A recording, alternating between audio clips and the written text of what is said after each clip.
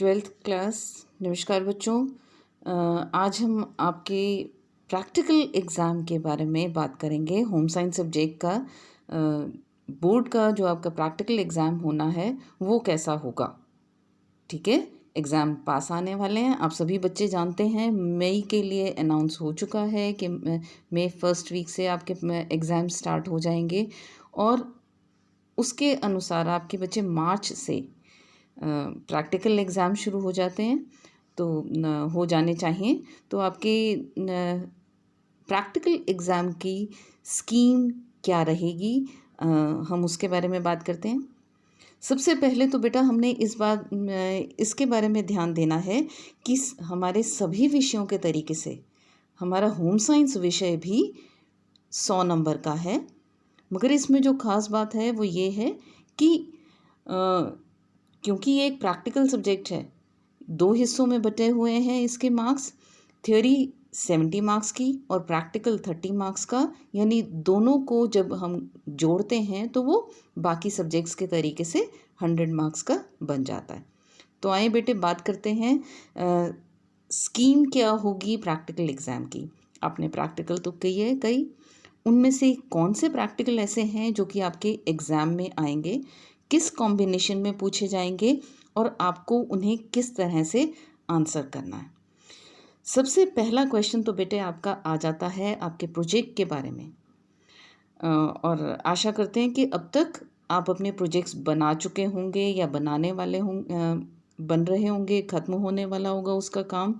और सभी बच्चे जानते हैं कि 5 ऑप्शंस दी गई थी, जिन 5 में से आपने किसी एक ऑप्शन पर अपना प्रोजेक्ट तैयार करना था।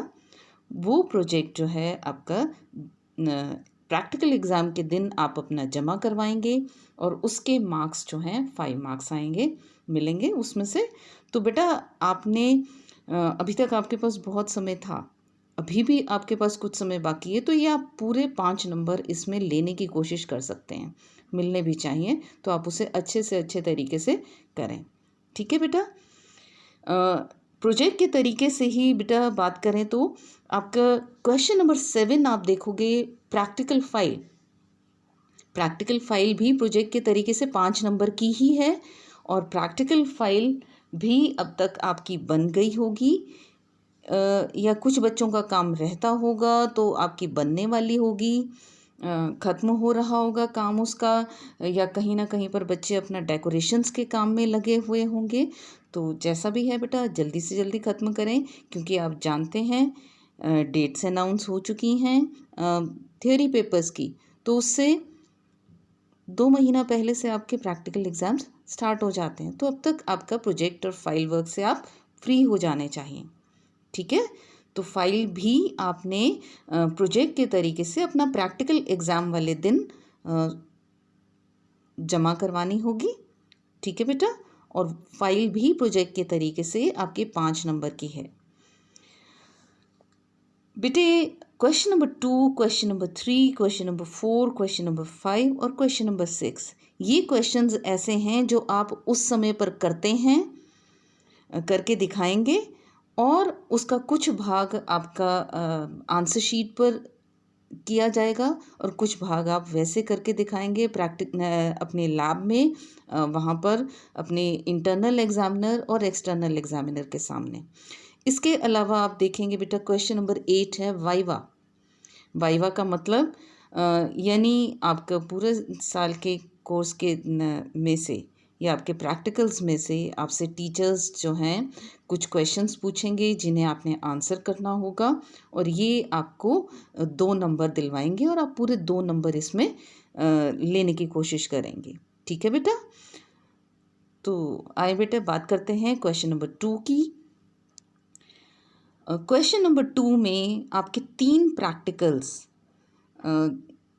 उनमें ऑप्शंस दी गई है और ये उस समय पर निर्भर करता है आपके स्कूल में आपके इंटरनल एग्जामिनर और एक्सटर्नल एग्जामिनर इन तीनों को ऑप्शन के रूप में देते हैं आपके पास में, या आपके स्कूल में जो बच्चे एग्ज़ाम दे रहे होंगे उनमें ग्रुप्स वगैरह जब बनाए जाएंगे तो ग्रुप वाइज इन ऑप्शंस को बांटा जाए। या कोई दो इन तीन के बदले आपके पास में कोई दो चॉइस के रूप में दे दिए जाएं। तो चलें बेटे, क्वेश्चन नंबर 2 जो है हमारा कुकिंग से रिलेटेड क्वेश्चन है। और आमतौर पर बच्चे समझते हैं कि हमने बस केवल कुकिंग कर देनी है। नहीं बेटा, उसका कुछ पार्ट आपने अपना आंसर शीट पर देना है। तो आंसर शीट पर बेटा आप क्या करेंगे, क्वेश्चन है modification of any one meal for elderly person. बेटे ध्यान दें, आपने आयोजन करना है, परिवर्तन करना है परिवार के किसी एक समय के भोजन का। ठीक है बेटा, किसी एक समय के आहार का आपने परिवर्तन करना है। Modification of any one family meal for elderly person. आपने ये गलती नहीं करनी है कि पूरे दिन का आहार लिखना शुरू कर दें। वहाँ पर पूरे दिन की आहार तालिका बनाने की ज़रूरत नहीं है, समय बर्बाद नहीं करना है आपने। आपको क्वेश्चन में जितना पूछा जा रहा है केवल उतना ही काम करेंगे।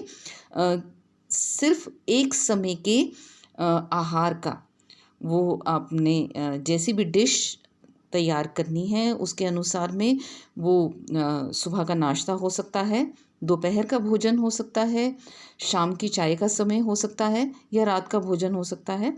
आपने किसी भी एक समय का जो परिवार का मेन्यू है उसमें परिवर्तन करना है, वृद्ध व्यक्ति को ध्यान में रखते हुए।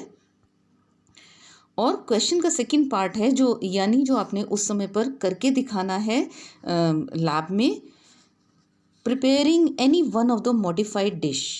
जो आपने तालिका में परिवर्तन किया है उसमें से किसी एक डिश को आपने कुकिंग करके दिखाना है और सर्व करना है। ये क्वेश्चन आपका 5 मार्क्स का है। और इसमें जो चॉइस आपके पास में दी हुई हैं या आपको इनमें से कैसा क्वेश्चन मिलेगा। जो दूसरा आपने कुकिंग के क्वेश्चन आपने साल में किए हैं,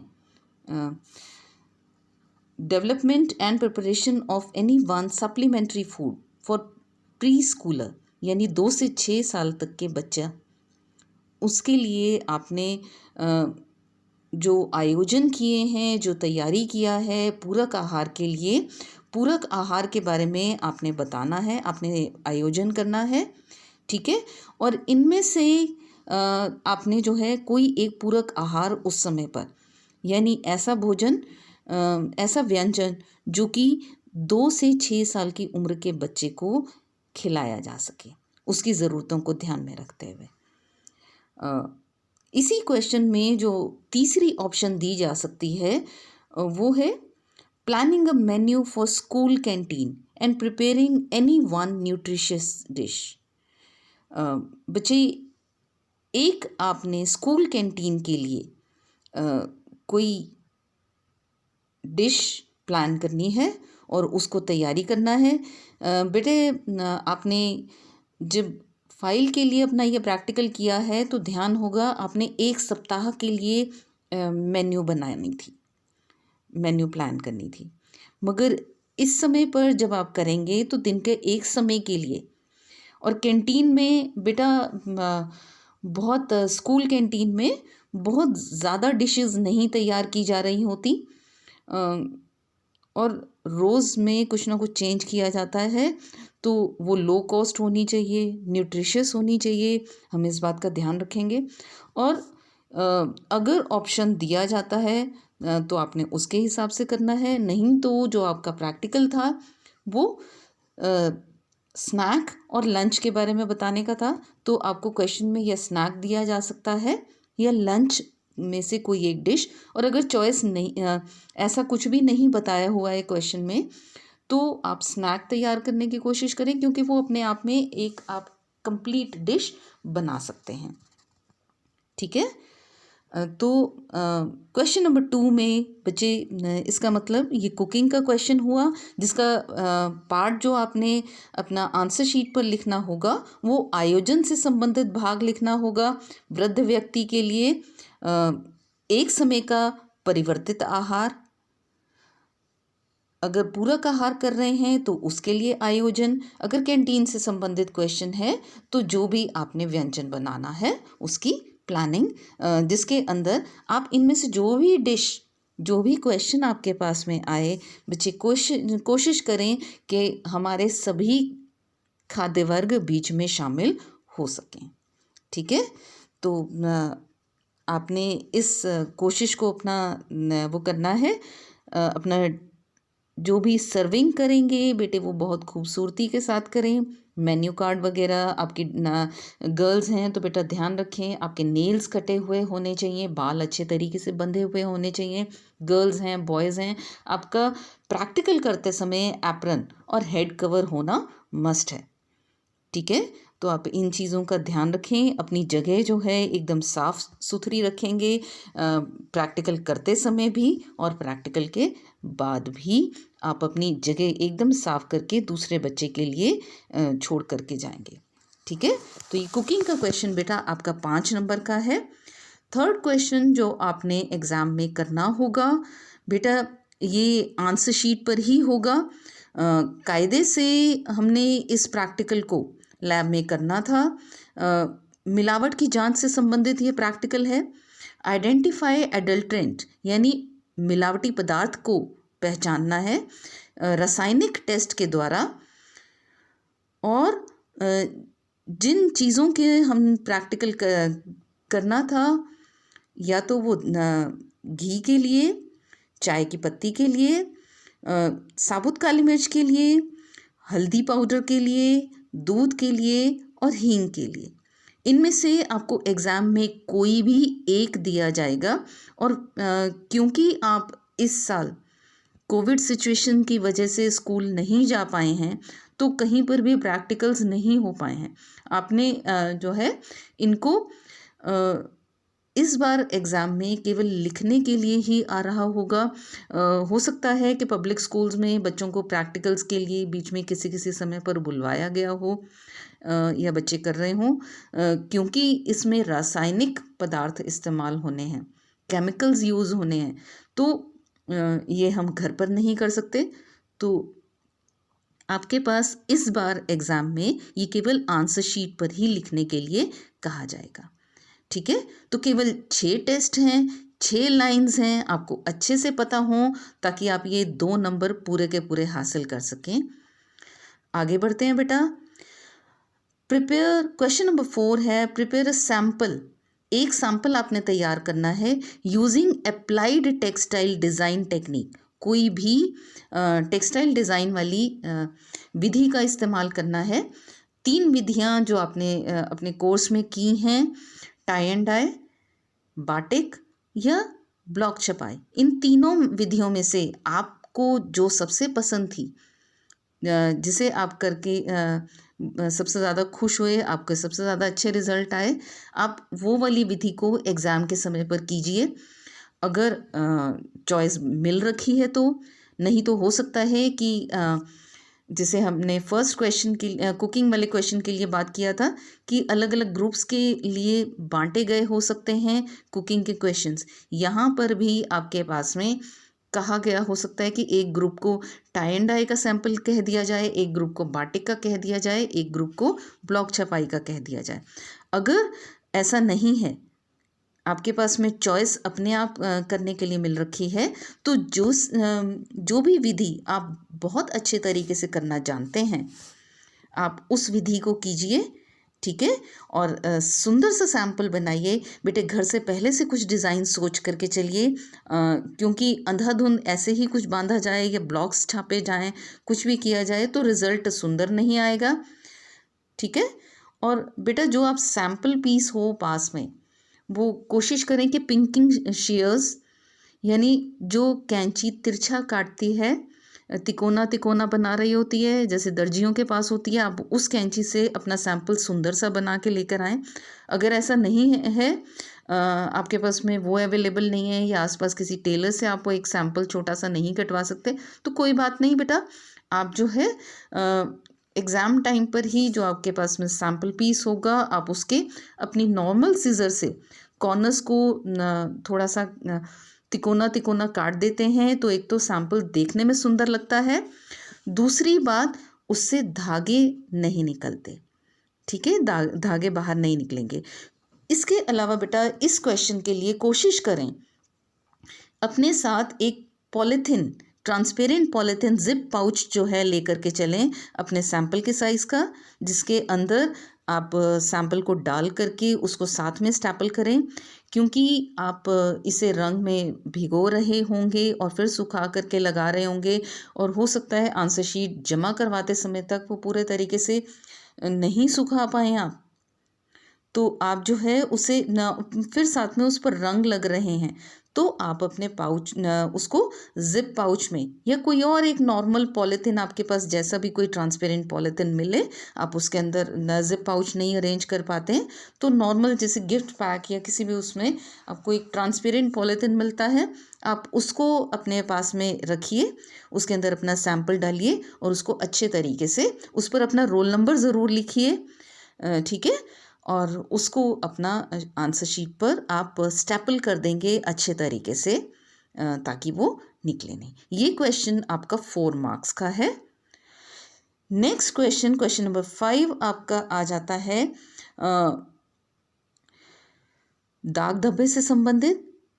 remove any one stain from white cotton cloth. Ball pen, curry, grease, ink, lipstick, tea, coffee.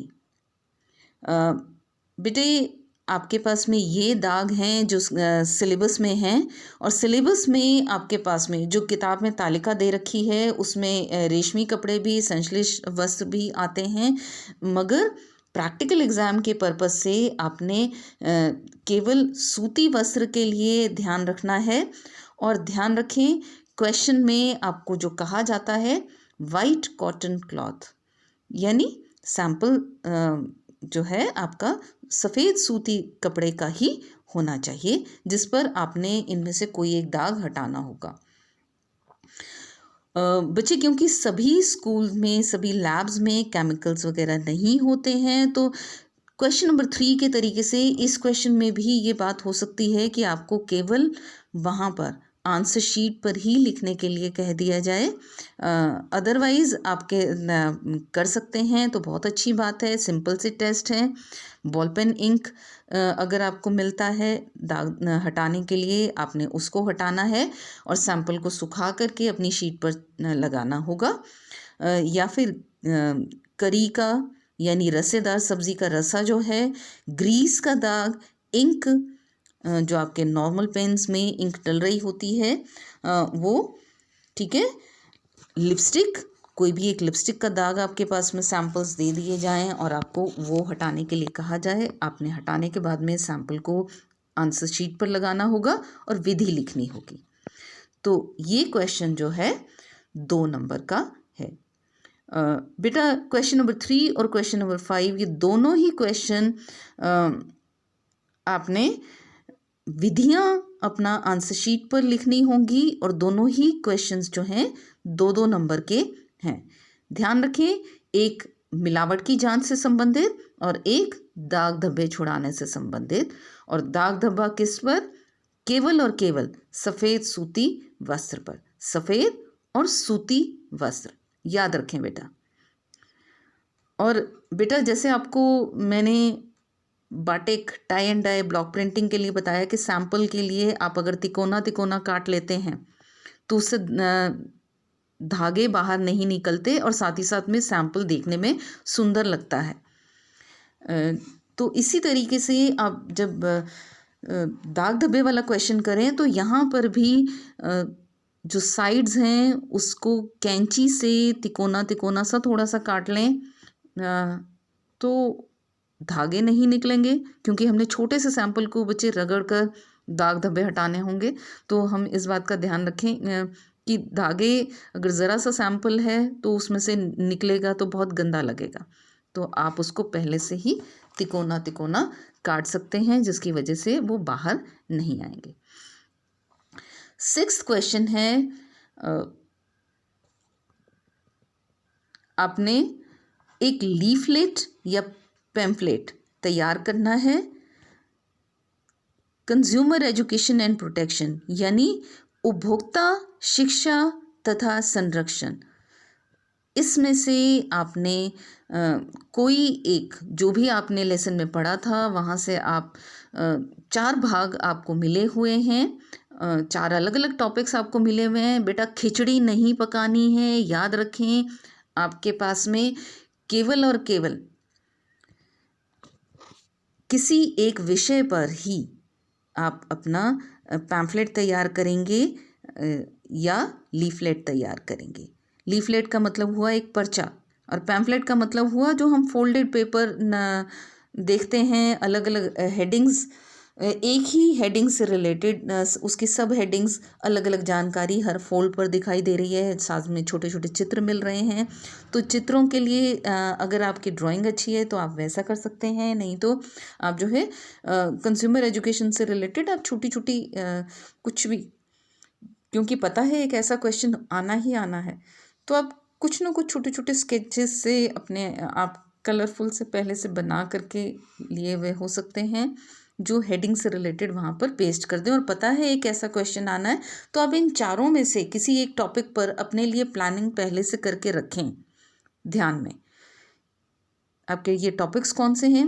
Consumer protection act, CPA, उपभोक्ता संरक्षण अधिनियम। दूसरा आपका विषय है जिस पर आप अपना पर्चा बना सकते हैं या पैम्फलेट तैयार कर सकते हैं, कंज्यूमर रिस्पॉन्सिबिलिटीज़, यानी उपभोक्ताओं के कर्तव्य। अगला है उपभोक्ता संगठन। बेटे कर्तव्य के अलावा आपके पास में एक और ऑप्शन हो सकती है कि अधिकार कहे जा सकते हैं, ठीक है। और लास्ट आ जाता है उपभोक्ताओं की समस्याएं। तो आपने इनमें से किसी एक पर पहले से ही अपने लिए कुछ मैटर डिसाइड करके रखें, रफ वर्क में पहले से कुछ सोच करके रखें। इतने समय से पता है आपको कि ऐसा एक क्वेश्चन होगा, तो अपना एक कुछ रिटन मैटर के लिए, कुछ पिक्चर के लिए ध्यान में रखें कि मैं इस तरीके से अपना पैम्फलेट बनाना चाहूँगा या चाहूँगी, और उस तरीके से अपना काम करें ताकि ये आपका 5 मार्क्स आपके हाथ से कहीं नहीं जाएं। ठीक है बेटा, क्योंकि ये आपका कलरफुल बनने वाला है, देखने में सुंदर लगेगा, लिखा हुआ अच्छे से होगा, तो आप जो है पूरे नंबर इसमें लेकर आ सकते हैं। ठीक है बेटा, अब बच्चे ध्यान दें तो हमारे जो क्वेश्चंस हैं पूरे के पूरे हमने सबके बारे में बात कर लिया है, यानी कुल मिलाकर के 30 नंबर ये हो जाते हैं।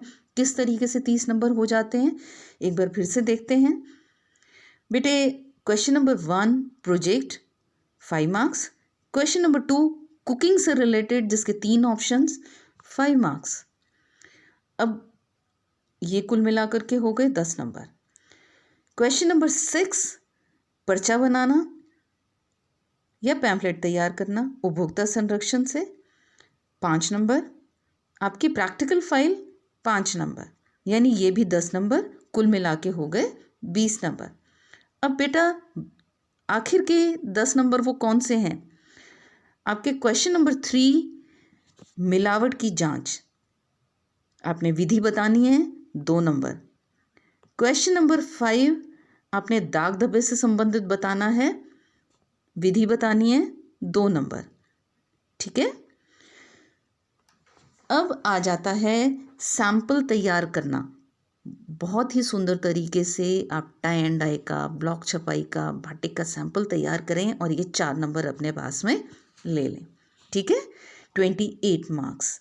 एंड लास्ट 2 मार्क्स जो आप उस समय पर अपना प्रेजेंटेशन देते समय, कुकिंग जब आप प्रेजेंट कर रहे हैं, आपकी फाइल साथ में है, आपका प्रोजेक्ट साथ में है, यानी 28 नंबर आपके हाथ में उस समय पर दिखाई दे रहे हैं, और साथ ही साथ में आपका वाइवा जो 2 मार्क्स का होगा, कुल मिलाकर के आपके 30 नंबर बन जाते हैं।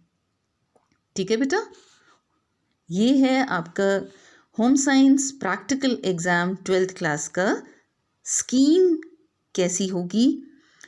कुछ भाग आंसर शीट पर, जो कि आपके पास CBSE से आंसर शीट्स आती हैं, क्वेश्चन पेपर आपको दिया जाता है उस समय पर जो बोर्ड पर लिखा जाएगा क्वेश्चन पेपर। बेटे ध्यान रखें, क्वेश्चन पेपर को आपने अपनी आंसर शीट पर सबसे पहले पन्ने पर आपका क्वेश्चन पेपर उतारा जाता है, लिखा जाता है और पूरा आखिर विद मार्क्स।